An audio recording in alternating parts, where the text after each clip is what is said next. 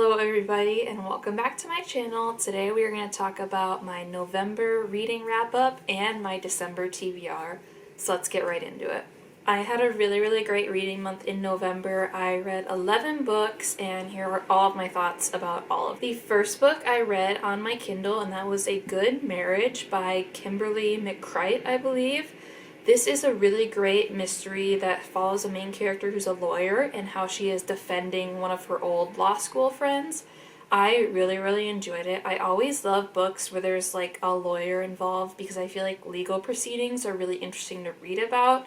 So I gave this book 4.5 stars. Definitely recommend checking it out. It was really fast paced in my opinion, but the only bad thing is that the chapters were a little bit long. So yeah, just keep that in mind when you read it, but otherwise I really enjoyed it and I really like the writing style. The next book I read is called Caught Up by Liz Tomford. This is the third book in the Windy City series. This one is set in like the world of baseball and it follows a single dad who ends up kind of falling for the new nanny that he hires to watch his son. I really enjoyed this one. I gave it 4 stars. I have really loved the Windy City series. I like the writing. I like the characters. The only thing that I don't really like about the series is that there is a lot of spice in these books. So keep that in mind. If you like that, you will love these books. If it's not really your thing, I still recommend checking them out because the characters are really complex. So it's not just like totally just a really like spice romance with like no plot. There is a good story to it. The characters are really well written, but just be prepared for that if it's not your favorite thing. But overall, gave it 4 stars. It was really great, and I really just love Liz Tomford's writing style. I feel like it is so easy to get into. The next book I read was Play Along, also by Liz Tomford, which is the 4th book in the Windy City series. This one is also set in the baseball world. It follows Isaiah and Kennedy, who Isaiah is the shortstop for this baseball team and Kennedy is the athletic trainer for this team. And Isaiah's kind of always like flirted with Kennedy and always kind of had feelings, but Kennedy has not reciprocated any of that, and part of it is because they work together. But then one night they are in Vegas and they end up drinking too much and they get married.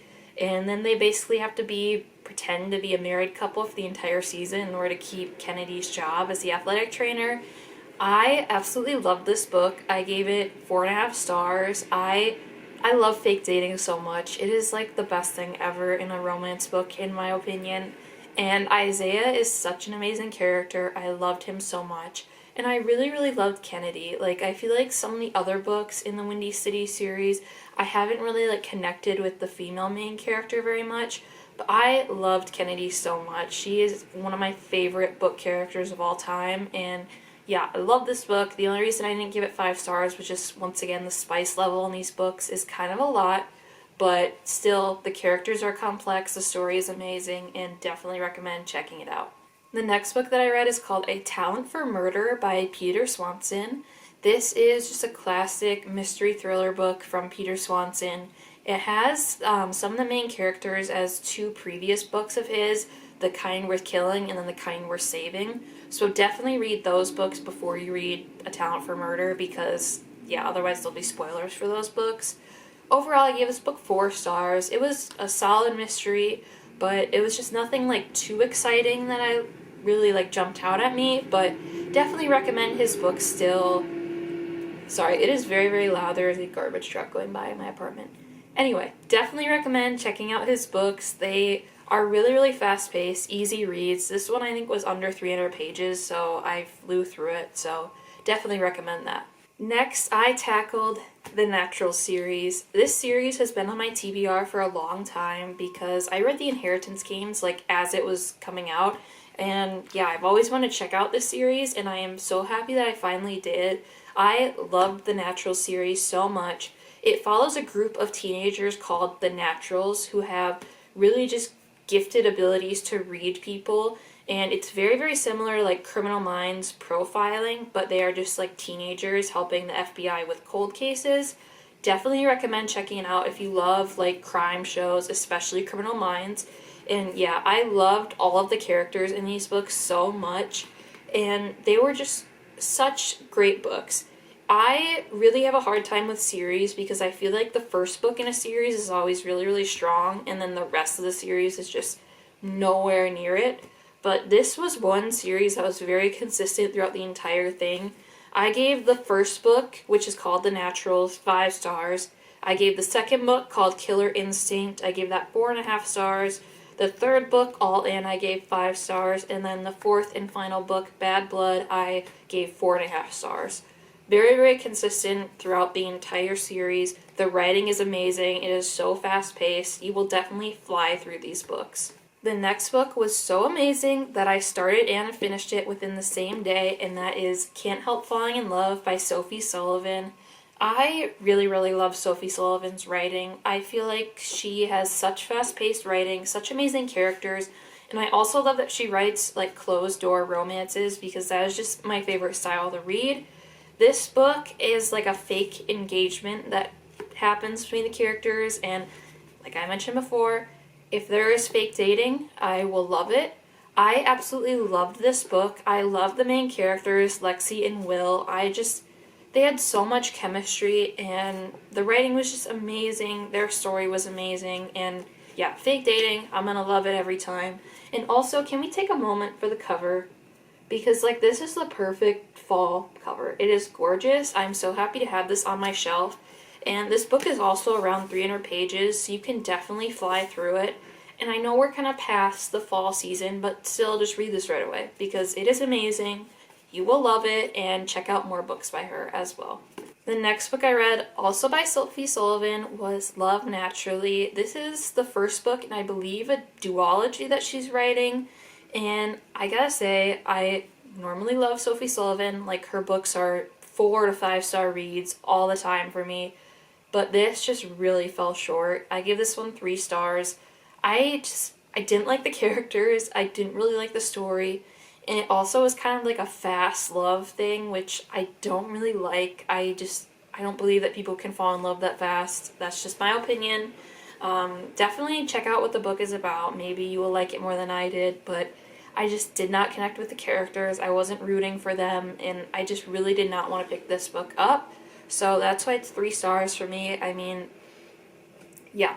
Sophie Sullivan, her other books are amazing in my opinion. This one was just not it for me, but if you want to check it out, definitely do so. It was just my opinion that I didn't like it. The last book that I read in November was also kind of just not it for me, and that was Gone to Dust by Matt Goldman. I have wanted to check out this author for a while, and this book is also based in Minnesota where I live, so I was so excited. It's a mystery, and it follows like a private investigator helping out the police department on a murder that has like no physical evidence. I just did not like it at all, really. I did not like the writing. I did not connect with the character, and the mystery, I kind of guessed what was going to happen pretty early on in the book, and I was right. So, yeah. Just not my favorite. Definitely, if you want to check it out, do so. I think the author has a lot of books, but I don't think I'm going to check any more out from the author just because the writing did not really excite me, I guess. I wasn't like excited to read this book, which I feel like for a mystery, you should be excited to read it. And like all books in general. Like, you should be excited to read it. You should want to know what's going to happen, but this just wasn't it for me. Now let's get into my December TBR. My goal for December is to read 10 books because then I will hit 100 books on the year, which is so, so crazy. I cannot believe that I've read that many books this year. So my goal is 10. I have a lot of different options on my TBR, and I'm going to list a lot of options in this video, but it does not mean that I'm going to get to all of them. I just like to give myself options because I am a mood reader. I read what I want to read when I want to read it. I'm never going to force myself to read a book, so it's always, always great to have options. So yeah, these are books that I might read in December. Some of them I will. Some of them maybe I'll save till like January or February, but we'll see. So the first book that I want to read, I'm actually just started, and it is Something Borrowed. This book was turned into a movie, and it is one of my favorite like rom-coms that I have really ever read. And yeah, I really love the movie. I have wanted to read this book for a while, and I'm so happy that I finally did because I'm really enjoying it so far.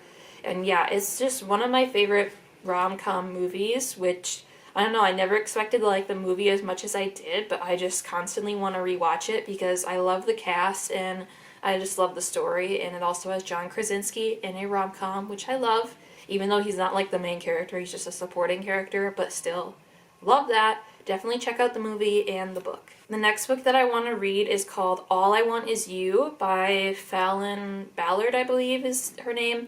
Anyway, I wanted to read like one like Christmas holiday book, and I was looking through a bunch of them, and none of them jumped out to me besides this book. This book looked so good to me.